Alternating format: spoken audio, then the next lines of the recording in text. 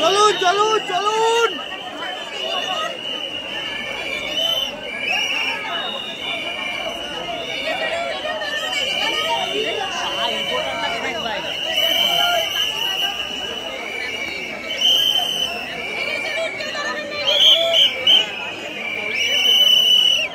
নৈহাটির বাসিন্দা পরি দাস এবং সৌরভ দাস। নৈহাটির বাসিন্দা পরি দাস এবং সৌরভ দাস, তোমরা সেখানে কেমন আছো? তোমরা বাড়িতে চলে যাও, তোমার পরিবার বাড়িতে চলে গেছে। পরি দাস এবং সৌরভ দাস নৈহাটির বাসিন্দা, তোমরা সেখানে যাবো না কেন? তোমরা বাড়িতে চলে যাও, তোমাদের পরিবার বাড়িতে চলে গেছে।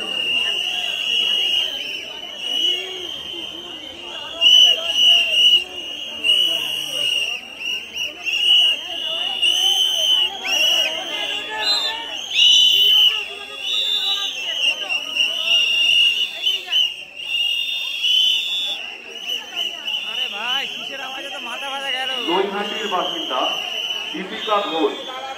নৈহাটির বাসিন্দা দীপিকা ঘোষ, আপনার মা আপনার জন্য মন্দিরের গেটের বাম দিকে অপেক্ষা করছে।